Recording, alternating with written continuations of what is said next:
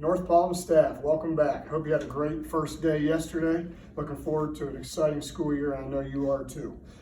For those of you that are new to North Paulding, my name is Ben Brooks. I've been an assistant principal here. This is my 5th year as assistant principal here.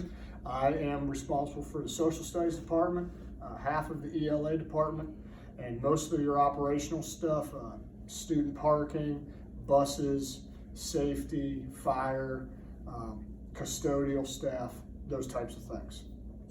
So I do have a list of number of things that I'd like to talk to you about today. I did bring a few props for you, and we'll get through this in a timely fashion. So first off, for parking, for those of you that have been here for a while, you know I like to keep you guys in pretty much your same spots. I will be bringing over your parking pass to you in these first couple days. These passes look like they did last year, and we'll get you signed off on those. For the new teachers, I will ask that you fill out this car information, just so we kind of know if there's ever an accident or fender bend or anything like that. We have all your stuff on file if we need it, and I'll bring that to you soon as well. So that's for the parking. I want to talk to you a little bit about buses. Buses are going to be a little bit more probably frustrating in the first week than normal this year, just because they're going to try to balance some routes and move some routes around. So I will ask on the first day, at least probably for the first week, especially if you have a lot of freshman and sophomore classes, that there's a link on the intranet that says school bus stop locator. If you would just make sure that your kids know what bus they're supposed to be on the way home. A lot of times the same bus that brings them in the morning is not the same bus that brings them in the afternoon, brings them home in the afternoon. So if we could try to minimize confusion, give them the opportunity in your 4th block to check and see what bus they're supposed to ride home. And that will probably be fluctuating throughout the day, throughout the first week, or maybe in the first couple weeks. So if you could, we appreciate your patience on that matter. I'm going to talk to you about safety a little bit now. As you guys probably know, the state granted a safety grant to all the school districts across the state, and so some of the money was used countywide, some of the money was used school specific. So the first thing that you'll notice when you get into your new classroom is every classroom now has a phone in the classroom. Okay, you can dial out on this phone, and you can receive calls on this phone. The phone does not have a voicemail set up, so if someone calls into your room, they cannot leave a voicemail. You will be receiving a 3-page kind of tutorial on the phone and how it works. Your extension will be your classroom number. You can dial 911 for an emergency if you need to, but you will need to dial out. You have to dial 9 first. So you would have to dial 911. Just know that if you do dial 911, that an email gets sent to Mr. Carmona and also to Mr. Breedlove, who is our safety coordinator for the school, for the whole district. So that'd be a last ditch serious emergency situation. So that and also can call from classroom to classroom, but we would ask that you would be respectful of people's instructional time and try to limit that to really emergency situations as well. But the good news is you won't have to wait in line in the workrooms during conference week. You have an issue with a kid, you can get mom on the phone pretty quick now and not have to use your own personal phone. So hopefully you guys will be excited about having the phones. And like I said, there will be a little bit of communication coming in an email with some more details about that. Another change that you're going to notice safety-wise is the district purchased a program called Alertus. And basically what that is it's a system that makes notifications when we go into severe weather, fire, or code red situations. Okay, and so you'll see if you look in your icon section of your desktop, you'll see a button that says Alertus on it. And what will happen is that's only a receiving app. So what will happen is if we have a code red drill, it'll pop up on your screen. It'll actually take over your screen, and it'll tell you that we are in a code red situation. That way, we wouldn't necessarily have to make an announcement over the loudspeaker for a possible intruder to know that we've gone into our protocol. And you won't be able to take that screen off until you click the acknowledge button on the screen. Also, for severe weather, they don't necessarily take over your screen, but kind of like ESPN has the score bar at the bottom. There'll be a running bar if the county is in any type of thunderstorm warning, tornado watch, tornado warning, those types of things. It'll scroll on the bottom of your screen so that you're up to date and aware of that. We are asking that you also download the app to your phone. I don't know if you can see this or not, but there's a little yellow app here called the Alertus app. And what that will do is that will also send, if I would send an alert that we're having a code red situation and you're out looking at something outside with your classroom, then it'll come up on your phone as well, and you'd have to acknowledge that you see it before it comes off of there. So we'll be sending out some information on that as well. When you download the app on your phone, it will ask for an organizational code, and that code is just PCSD for the Paulding County School District, so PCSD in all capital letters. And so I think it'll be beneficial to have it, and so we're going to ask if you can to put it on there. Okay. Did want to talk about fire drills a little bit. The fire drills are probably going to look a little different this year.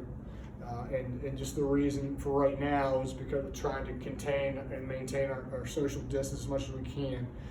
We may not have full campus fire drills at the start of the school year. So we might have a situation where we do a drill with the 900 hallway and the 1300 hallway because they go to different areas.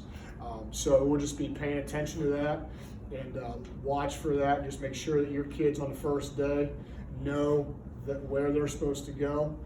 You should have an exit map somewhere in your room with the fire exit and the alternative fire exit. If there's something blocking your path of exit, you should be able to have that. Also on that map should be where you're supposed to go during severe weather if you're not to stay in your classroom.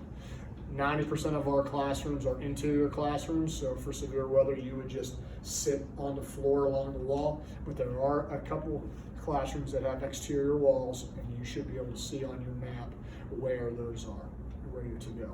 If you don't have that map, I would like for you to email me as quick as you can, and we can get you that map moving forward. Also, for our fire drills, you should have in your room somewhere yellow, blue, or excuse me, a red, yellow, and green card. If you are missing any of those, please reach out to Mr. Bredesen. He has the extras of those.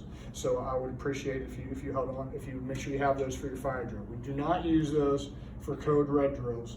We only use those for fire drills. Okay. And the green is everybody's accounted for. Yellow is you're missing folks, and red is you have some injury and we need to address medically. Okay. Also, just like last year, you're going to be getting these hall passes, and it'll be the same protocol as last year. Only one student in the hallway at a time, and make sure and so those will be coming to you sometime this week. So we're going to make sure we do that limitation as well. We did have our fire marshal, because of the situation that we're in, he decided to come out before school started. He came out this week, and we had a few things that he addressed with me and is going to address with other safety coordinators as well. We really had a couple big things. The first big thing is extension cords or drop cords. You want to make sure that we do not have any drop cords. Doesn't matter if it's UL approved or not, extension cords are a no-no. Okay, so they actually, when they did their walkthrough, they actually took some extension cords. So if you have an extension cord that you can't find, the fire marshal probably took it when he walked through the building. So no extension cords, okay? Second thing, we had a lot of space heaters. All right, that's a violation. As you can imagine, there's a fire risk with the space heaters. So if he didn't take the space heaters, but he's going to be coming back, and he wants there to be no space heaters. So please make sure if you brought a space heater, please take it home with you. We cannot have it here. I don't want to have to address that with you again if it's still in the classroom. Okay. And then one other thing that he talked about was propping the doors. Okay. So I'm going to show you what he doesn't want to see at the doors. Okay. Basically, a lot of people have been in the habit of propping the door open and tying it off. Sorry, the door's too heavy for this, but and leaving the door open with something like this. Okay. So when he came through last week, he basically cut all those things and threw them in the trash. So he said he's never seen so many doors propped in school as he saw here before. Okay, so please make sure you're not propping your door open, and we won't have that issue. But if I see those propped open, I will have to remedy that situation by taking them off. Okay. Also, new teachers, we have these door magnets, so your door should always be locked. At all times, your door should be locked. But what we do is, for the new teachers, we put the door magnet right on the edge of the door, so the door will open and close. And we only do that during class change, so that way a kid can come. You can be out in the hallway without your door being propped, and your kid can come in without it being on there. Okay. When class is in session, you just move it off of there, and the door will be closed, and we'll be able to open it up. I do have extras of these. I know they go missing over the spring and summer. So if you need these, I have a box of them. Just come see me. And there's one thing I forgot to mention about the first day with parking. We did not have students come into the building to get their parking passes this year. So if you have a junior or a senior advisement, you're going to be getting a stack of these of students' parking passes. They should have the student's name on the pass. And so what I'm asking is I've emailed everyone to let them know where to park the first day, but in advisement, they should be receiving a parking pass if they paid for parking. And these are only juniors and seniors. So if you're a freshman or sophomore advisor, you won't have to worry about that. So I know that I've given you a lot of information. My office is on the 600 hallway. It's right past the elevator. So please feel free to stop in. Any questions or comments, make sure you see me. Just make sure you don't walk past my office, or you'll have to walk all the way around the gym to get back to it. But looking forward to a great school year, and thank you so much for being here.